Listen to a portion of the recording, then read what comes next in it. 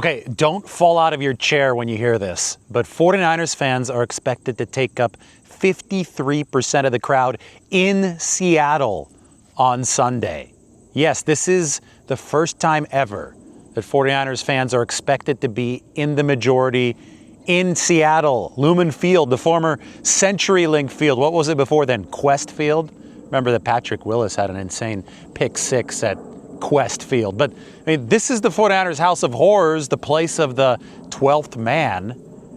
And San Francisco is expected to have a fan majority. This is according to Vivid Seats. They take a look, I think, at zip code data of ticket purchases, and they probably have some other numbers that can help make the projection more sophisticated. They generally have seemed like accurate projections. 49ers fans probably travel and are interspersed amongst the country better than any other fan base. I mean, it's been wild over the course of the past 5 years to see them take over stadiums. But to be projected to take over Seattle, where there has been a lot of red the last few times the 49ers have visited, but to be projected to take over that stadium at 53%, that really is something. So, just something to nibble on here on this Wednesday morning. 49ers will be taking the practice field in just a few hours to formally begin Seattle week. Monday was just a bonus practice. This, though, on Wednesday, the real thing. We'll be joined by Kyle Shanahan's media availability. Then the longest practice of the week is going to be on Thursday. Finally, on Friday, the 49ers will go through a light session ahead of a walkthrough and travel to Seattle on Saturday. So it is almost here, the regular season, and the 49ers are going to name their captains. I predicted the 8 captains yesterday. I think there'll be 8. There were 8 last year. The 49ers could go with less. It's voted on by the team. Those will be announced by Kyle Shanahan today during his media availability. And then the next big information is going to come during the game itself on Sunday. I have a few questions about the 49ers lineup. The first one comes along the defensive line. Who will the 49ers actives be, and will the rookie Alfred Collins be one of the inactives? This would obviously make headlines if it did happen. I don't think that it would be anything particularly alarming. We've been covering Alfred Collins and his rookie training camp closely. I think he's made a lot of progress over the past 6 weeks. But if you take a look at the 49ers depth chart along the defensive line, consider that they typically have 8 defensive linemen active. So obviously Nick Bosa, Jordan Elliott, Kalia Davis, and Michael Williams, those are your projected starters. Bryce Huff, Jordan Jefferson, C.J. West, Yetur Gross-Matos. Yetur is on the inside track to play.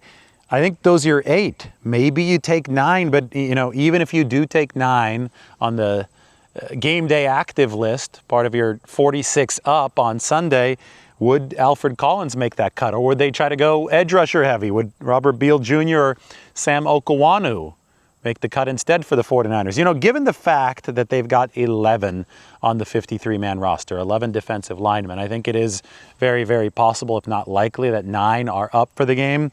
And again, that would certainly create some ripples in the media, but it wouldn't be all too shocking just based on the fact that he's got a longer developmental timeline than somebody like C.J. West, than somebody like Michael Williams. That being said, one of my biggest concerns for the 49ers this year, roster-wise, is at that defensive tackle position, where they don't have the great length that they did when this was a dominant front under Robert Saleh with Eric Armstead and DeForest Buckner on the inside. The reason they drafted Alfred Collins was because of that length, the over 7-foot wingspan. What is he, 6'6"? I think he's listed at 6'5", but it seems like he's 6'6" or 6'7". He is a long player. There's a reason the 49ers have great excitement for Alfred Collins' future. There's a reason why they spent the second-round pick on him. They expect him to grow into a key role on the inside in the wide 9 with a lot of space around those defensive tackles. They expect that real length to be an asset that Alfred Collins is able to use to the 49ers' benefit this year. I just wonder if it's going to be used here in week 1. Now, it could be that the 49ers, even if they don't consider him one of their 8 or 9 best guys right now, just because he's earlier in his developmental trajectory, they could be saying, hey, we're throwing all the rookies to the wolves this year. We're going to go through our growing pains early, and that's going to lead to dividends down the road, big time yields down the road from the defensive line. So if that's the 49ers strategy for the front and they just want to throw Alfred Collins in there and give him as much experience as possible early, then yes, he's going to be one of the 49ers actives along the defensive line. I think the trajectory is good.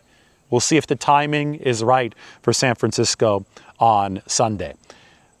Another question that I have, and the 49ers came out with an unofficial depth chart and people have been acting like it's coming from the coaching staff. It's not. It comes from the PR staff, so they are not in charge of actually slotting players onto the field. That's why it's called an unofficial depth chart.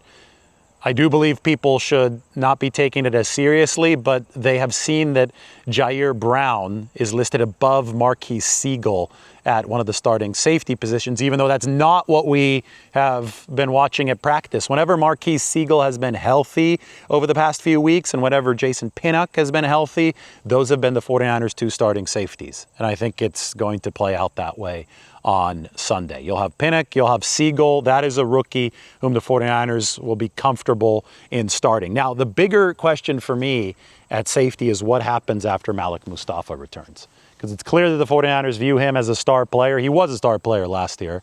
He's going to come back from the ACL probably, I would say week 6 would be the soonest I'd expect them. Week 5 is a Thursday game, so guys activated from PUP after the first 4 games wouldn't really have all too much of a ramp-up opportunity. So when Malik comes back in week 6, if everybody's healthy, who does he knock out of that safety job? The 49ers can run 3 safety, especially somebody like Pinnock can come down and he could man up receivers in the slot, and I think that they believe Marques Sigle is going to be capable of doing that too. But the 49ers might have some decisions to make down the road at safety.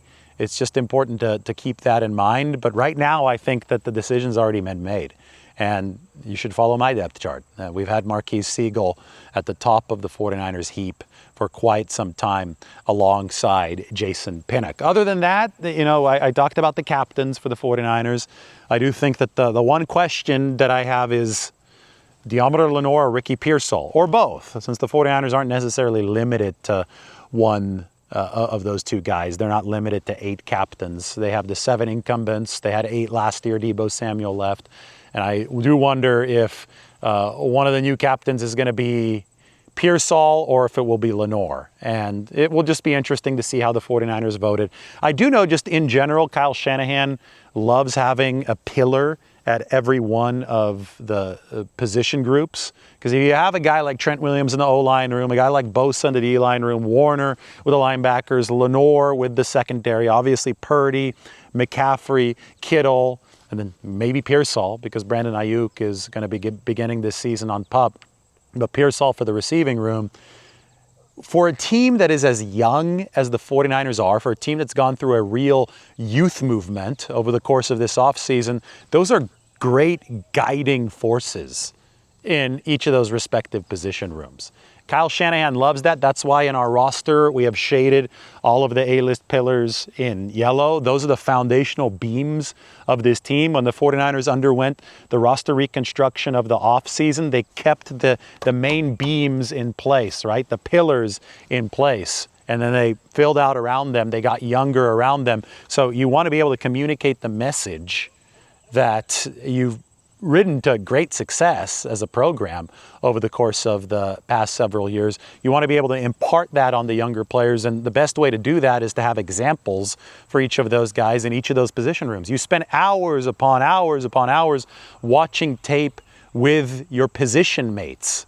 So just because you have a Trent Williams on the team doesn't mean that he's going to be able to impact the defense throughout much of the day, but Nick Bosa will be able to help the D-line. Warner's going to be able to help out the young linebackers, and I think that Lenoir is a great example for that 49ers secondary. So I would lean toward Deommodore Lenoir and say that Ricky Pearsall has also made a very, very strong case for the captaincy over the course of this offseason. So we'll see all of that today. It's going to be fascinating, but always remember, 49ers fans travel very, very well. 53% of the crowd in Seattle. That is the projection from Vivid Seats.